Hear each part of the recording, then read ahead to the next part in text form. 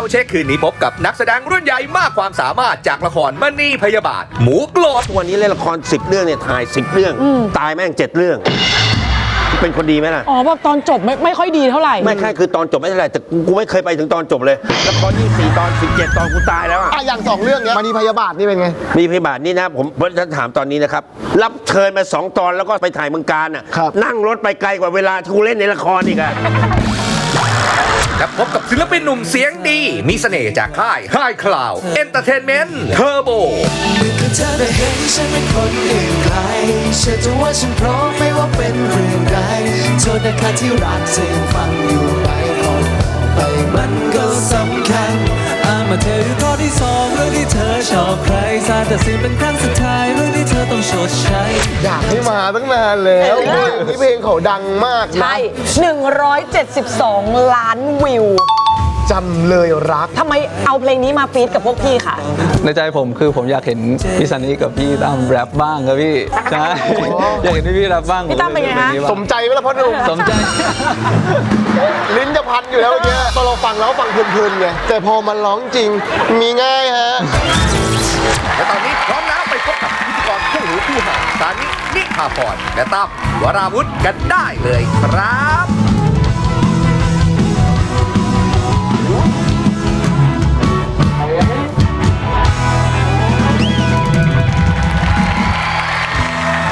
สวัสดีครับตอนรับผู้ชมเข้าสู่รายการซาวเช็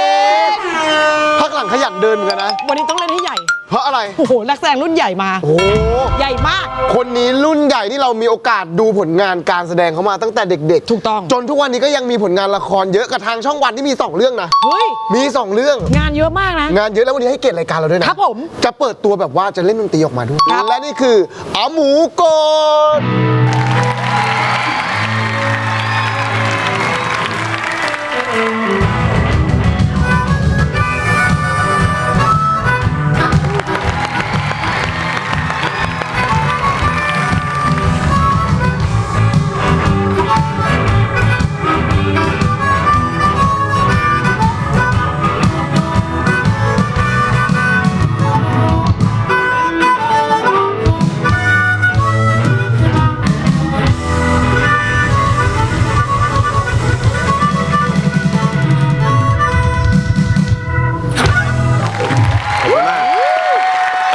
น้องๆขอบคุณครับสวัสดีครับสวัสดีครับสวัสดีครับสวัสดีครับมีรูดด้วยครับมีรูดทุกวันนี้ใส่ฟันปลอมเพราะไอ้รูดไอ้นี่แหละมันเล็มกินเนื้อฟันเราหมดว่ามันทิ้งออกไปร้องเพลงฟันแม่งคาบอยู่กับไมโครโฟนเนี่ยฟันปลอมล้อเล่นครับแล้ววันนี้อาหมูต้องมาเล่าให้ฟังหน่อยสิว่างานเงินเราเยอะแค่ไหนงานเยอะแต่เงินไม่ค่อยเยอะเงินยิ่งโควิดนี่เอาไปรับประทานซะเยอะแต่ว่าก่อนจะคุยเรื่องละครต้องคุยเรื่องดนตรีนี่แหละนี่เมื่อกี้เป่าเนี่ยเขาเรียกอะไร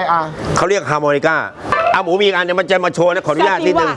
อะไรอะไปไหนอะนี่อันเนี้ยแล้วอะไรนึกจะเดินก็เดินนี่เขาเรียกว่าอะไร washboard ใช่แล้วเพิ่งเคยได้ยินนะเครื่องดนตรีวัดโบสถ์เนี่ยไม่ใช่ washboard วัดทุย washboard รุ่นใหญ่ก็เคิร์มไม่ด้วยเห็นไหมล่ะเนี่ยต้องมีเคิร์มเลยมันต้องช่วยกันเล่นจะฟ้อนเหรออาจจะฟ้อนเหรอเพลงขึ้นมาเลยที่เพลงเหนือไอ้พวกนี้มันก็เร็วนะไม่ใช่ไม่ต้องมันต้องมีอุปกรณ์ใช่ไหมใช่แล้วทั้งพวกนี้หายไปในเวรแล้วครับเวรบัตรอะไรเลยครับน้องๆเล่นเพลง3 ชาติพวกฟังแล้วหนึ่งแป๊บนึงนะขายหมดแผงแล้วไม่กลับไม่ใช่ลอตเตอรี่ไม่ใช่ลอตเตอรี่เครื่องดนตรีบ้าบอกเดี๋ยวนี้ไม่ออนไลน์แล้วไม่เป็นไรแต่ไม่เคยดูสนุกดูซะไม่ใช่มันชัดไปมันใกล้ไปเขาใส่ตายาวดู3 ชาติหนึ่งช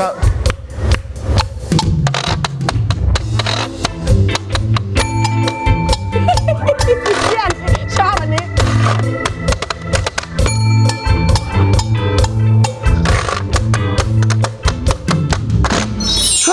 นี่มันคือ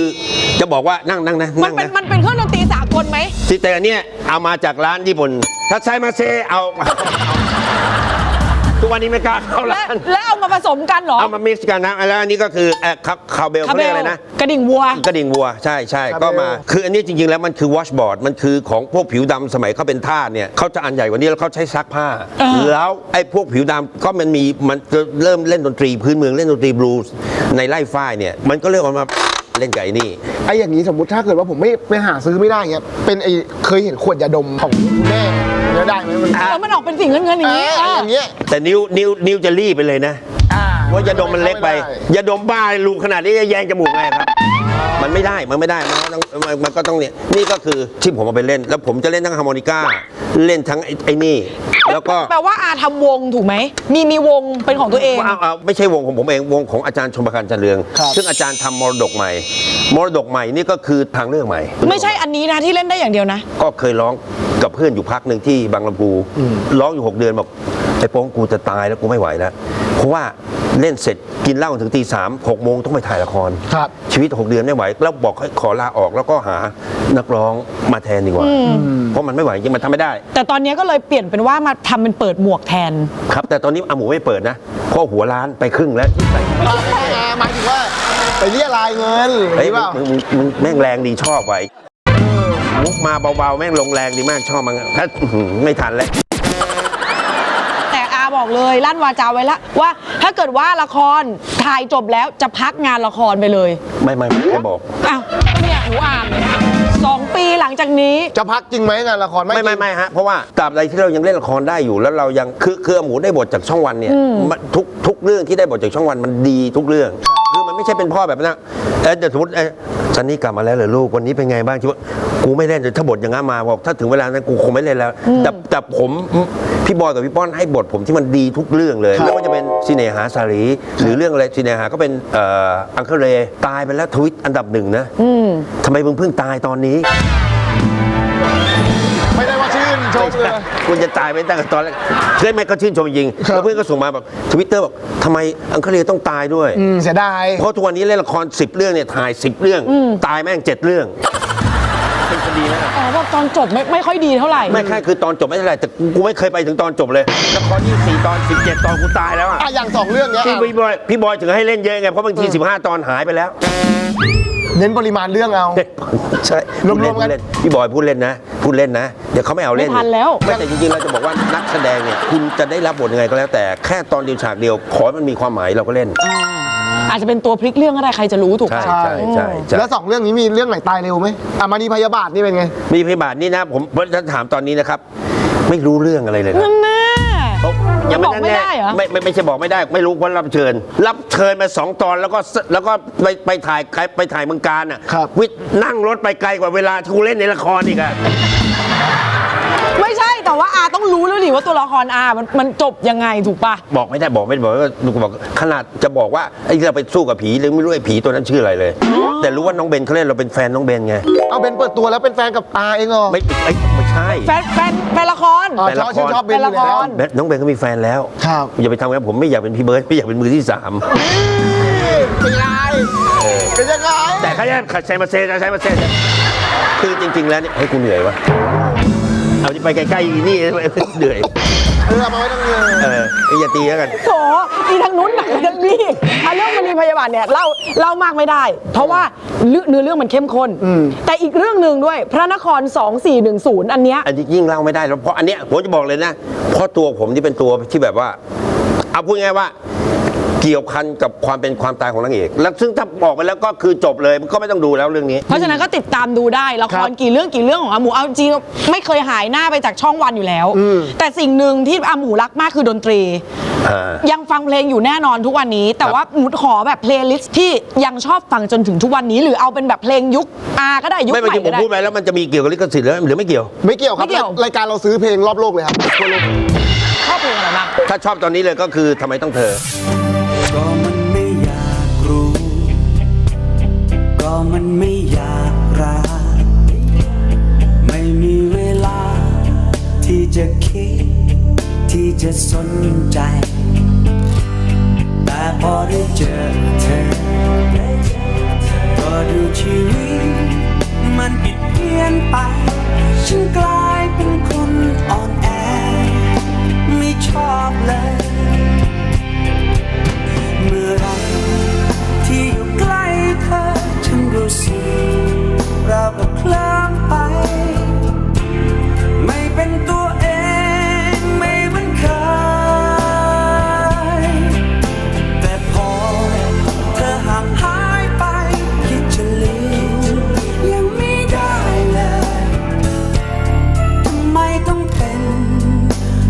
เข้าใจ คนสุดท้ายอ่ะ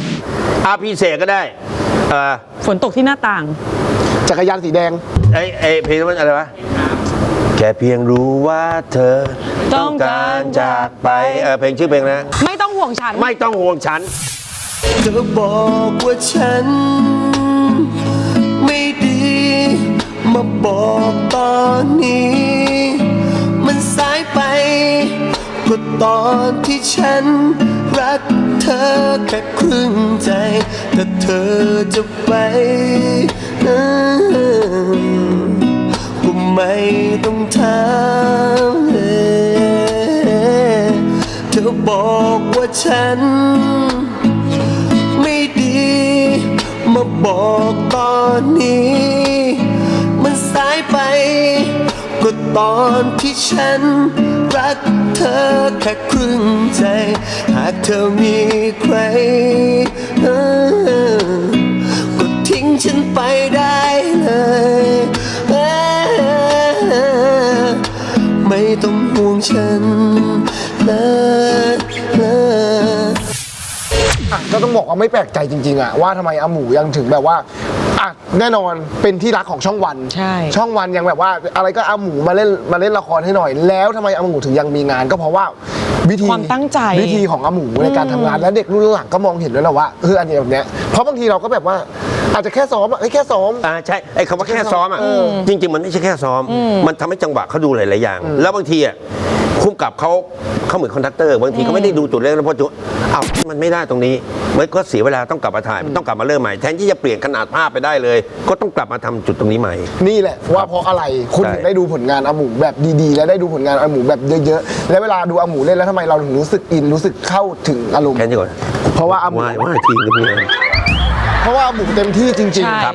แต่สิ่งที่การันตีได้ก็คือการต้องดูผลงานอาหมูนี่แหละ ครับ อาหมูค่ะฝากหน่อยว่าละครจะได้ดูวันไหนอะไรยังไงบ้างนี่เลย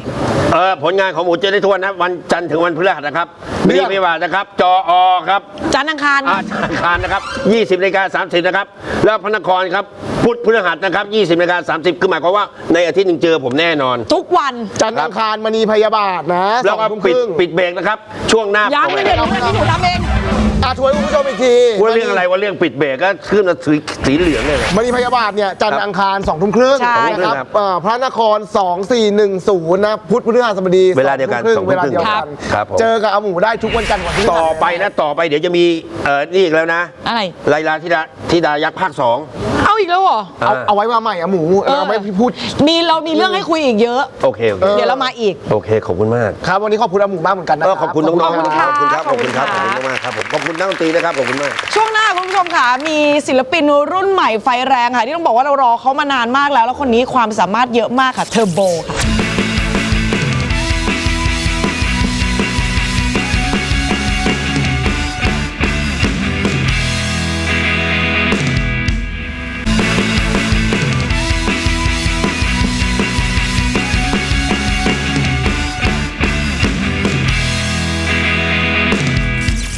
ข่าวเช็คอัปเดตวันนี้ฟินเกินต้านเจมินายปล่อยซิงเกิลเพลงรักควงโป๊ดเล่น MV เอาใจคนคลั่งรักฉบับท่านประธานตินที่เจ้าตัวเล่นบทนี้ประกอบซีรีส์สุดปังแฟนผมเป็นประธานนักเรียน My High School President ซีรีส์ที่รวมเพลย์ลิสต์เพลงของชีวิตวัยมัธยมจาก GMMTV ที่ใส่ความสดใสบวกกับโชว์เสียงร้องเพราะถ่ายทอดอารมณ์บอกรักแบบจัดเต็ม Love, love, I need somebody to love ได้แค่นั้นต้องเป็นเธอภาวนาให้เธอได้รักกันรักเราไม่มีวันที่กด undo มีแค่เธอ only you และฉันจะรักเธอไปทุกวันตกเป็นจำเลยรักคุณก็แค่ทุกครั้งตอนที่คุณยิ้มมาใช้เวลา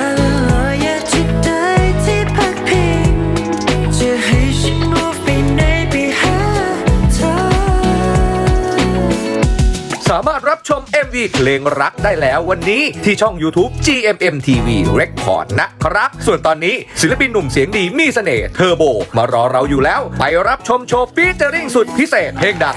173 ล้านวิวกับเพลงจำเลยรักเทอร์โบเอ็กซ์ตั้มซานิกันได้เลยครับ จำเลยแย้งหากยังไม่มีอะไรจะกล่าวยอมมอบใจมาซะดีๆความผิดของเธอนั้นมีดังนี้เพียงแค่เธอได้เห็นฉันเป็นคนอื่นใคร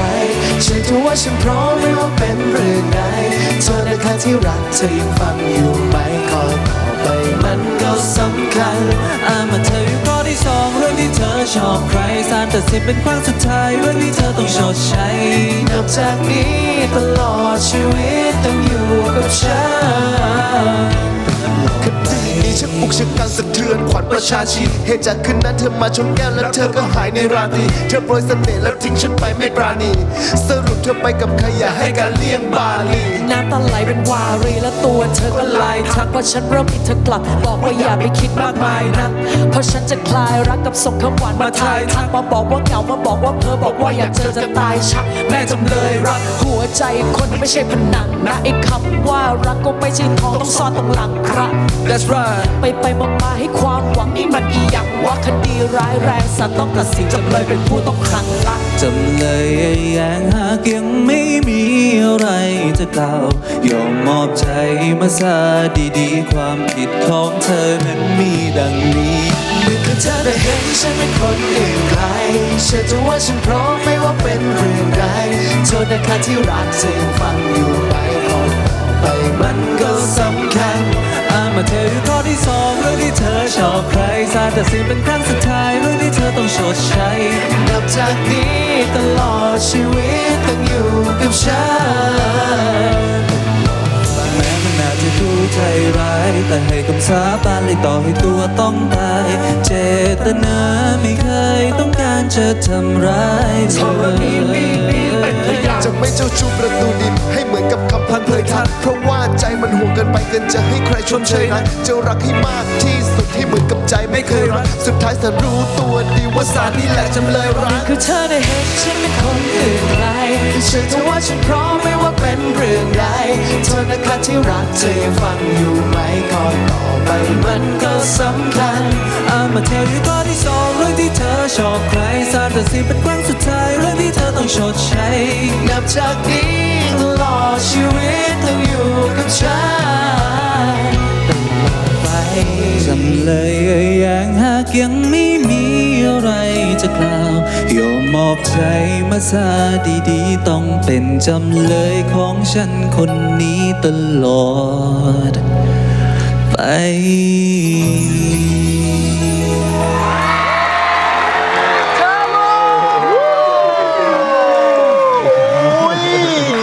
อยากให้มาตั้งนานแล้วเพลงนี้เพลงเขาดังมากนะ ใช่ 172 ล้านวิว จำเลยรัก แล้วคุณดูนักร้องเขาเรียบร้อยค่ะพี่ออกเนื้อถ่อมตัวดูพวกเราที่แสนวิวเอิดกันใหญ่ละ เราต้องเอิดไว้ก่อนไงเอาตัวนำเพลงไว้ก่อนเขาใช้เพลงนำไง ทำไมเอาเพลงนี้มาฟีดกับพวกพี่ค่ะ ในใจผมคือผมอยากเห็นพี่ซันนี่กับพี่ตั้มแรปบ้างครับพี่ใช่อยากเห็นพี่แรปบ้าง ตั้มเป็นไงคะ สมใจไหมล่ะพ่อหนุ่ม สมใจ ลิ้นจะพันอยู่แล้วเมื่อกี้ลิ้นจะพันอยู่แล้วแล้วก็ตอนเราฟังแล้วฟังเพลินๆไงว่าเพลงเพราะมากเลยแล้วก็เนื้อหาความหมายเนี่ยดีมาก ใช่ แต่พอมันร้องจริงมีง่ายฮะมีง่ายนะท่อนแรปอ่ะ ใช่ เพลงเขาดีทุกเพลงแต่เราบอกว่าเพลงไม่ง่าย ชีวิตเขาก็ไม่ง่ายเหมือนกัน ยังไงอ่ะ ก็ต้องมาคุยกับเขาเรื่องชีวิตของเขา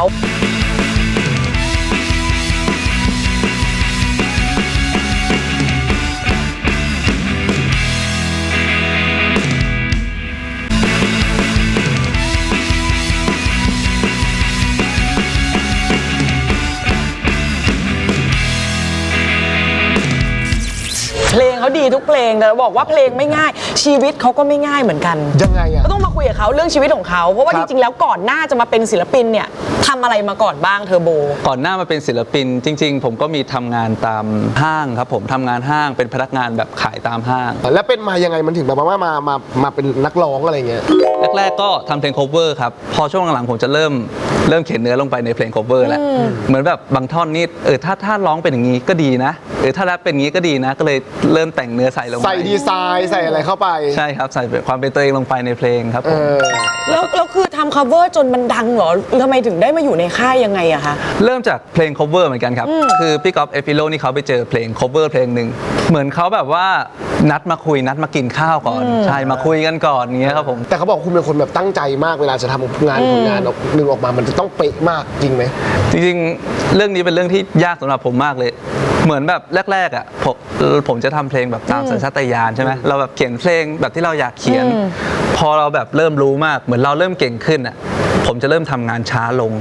เพราะว่าเหมือนแบบท่อนนี้มันไม่ควรร้องนี้นี่หว่าคอร์ดนี้มันไม่ถูกเหมือนแบบต้องทำให้ถูกตามที่เราอ่านมา เขาเรียกว่าเหมือนคิดเยอะขึ้นอะ คิดเยอะขึ้น เพราะว่ามันเหมือนแบบมันมีเพลงที่เราทำได้แล้วอะแล้วมัน ครับ ประสบความสำเร็จไปขั้นหนึ่งแล้ว แล้วกลายเป็นว่าไม่ได้ว่ะมันต้องอย่างนี้มันต้อง แล้วบวกกับประสบการณ์ ใช่ ความรู้ ที่ ครับ มันเอา ใช่เลย มาหลอมรวมเราเหมือนง่ายๆเหมือนทุกวันนี้พอเราทำงานในวงการบันเทิงอะ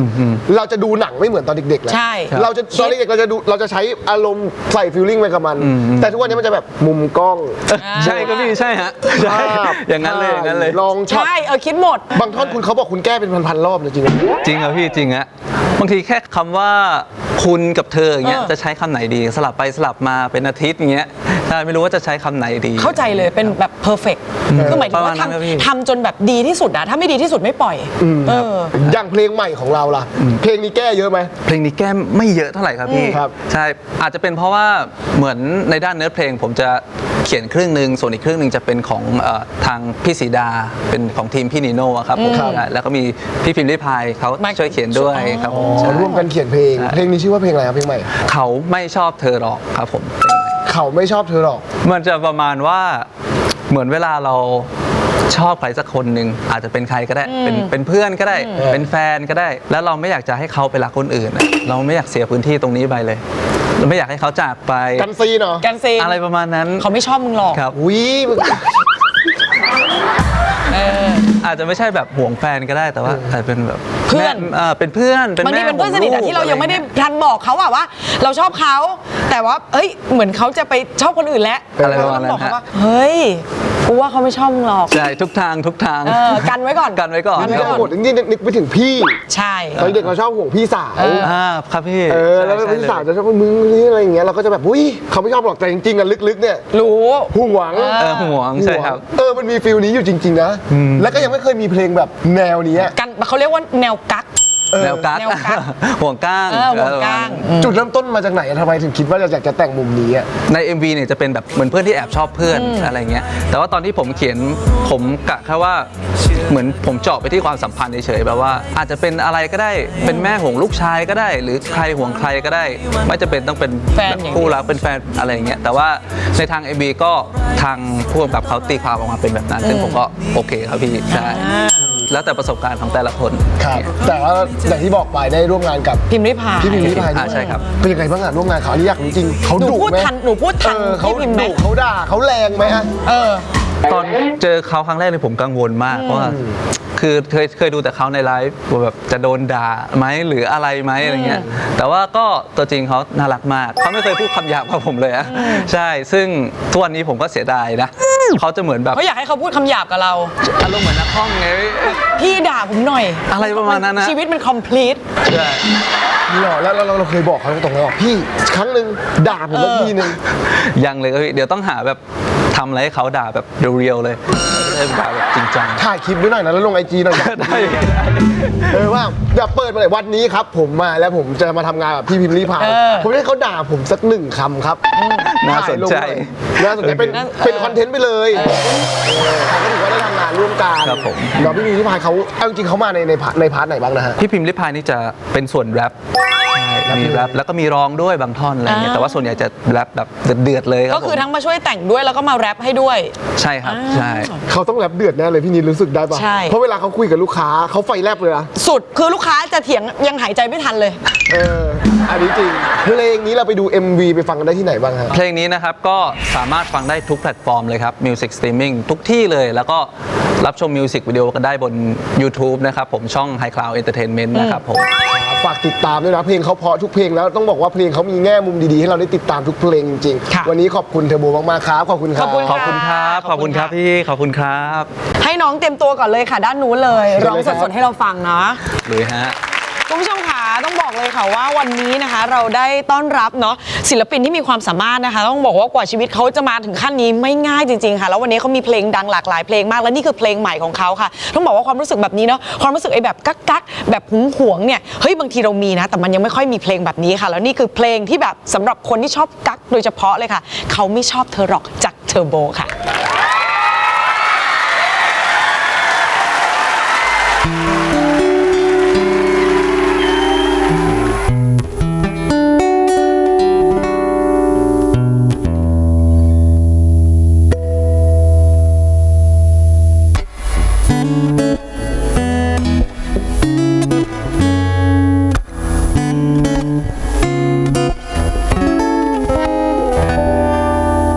เขาไม่ชอบเธอหรอกเพราะเขามีคนในใจอยู่ยิ่งเธอตั้งหวังไว้สูงเท่าไรก็ยิ่งปวดใจเท่านั้นแต่babyฟังกันก่อนอย่าเลยอย่าพลาดไปรักมันพลาดมารักฉันดีกว่าเธอ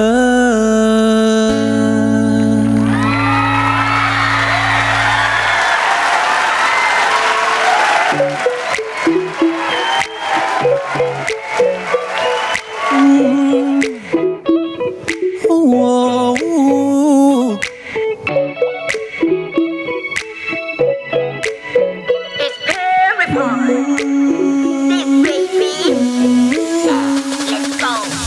ก็ไม่ได้ต้องการเอาดีใส่ตัวเลยเธอจะเชื่อไหม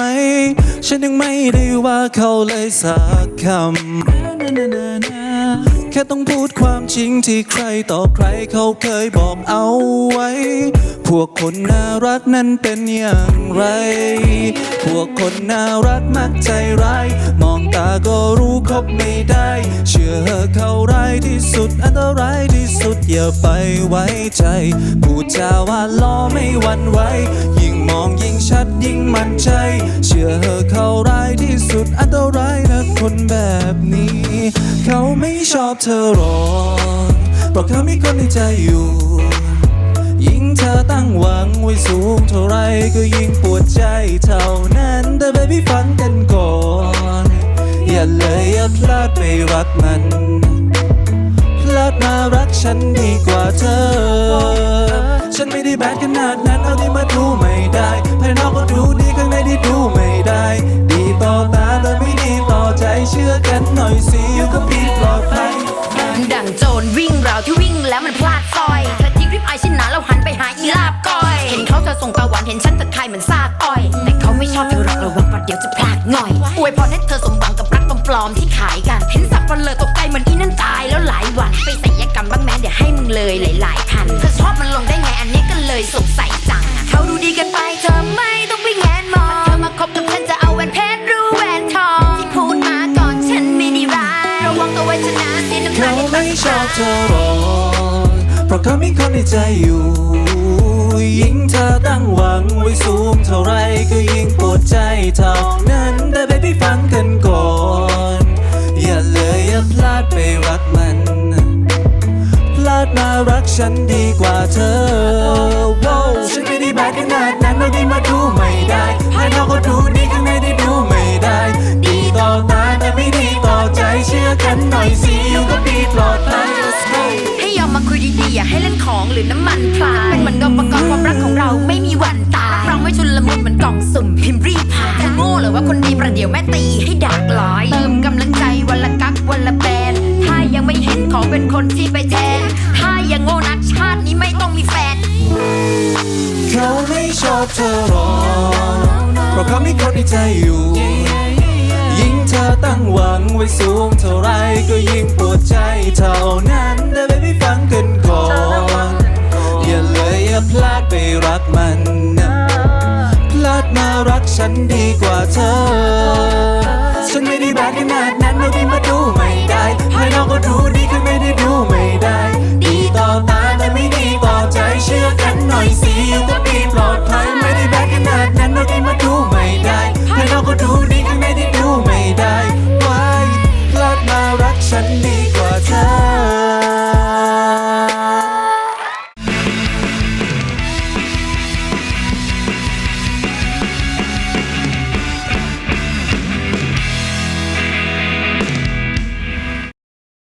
ดูละคร ซีรีส์ซิทคอม วาไรตี้ คอนเสิร์ต และทีวีออนไลน์ได้ทางแอปวันดี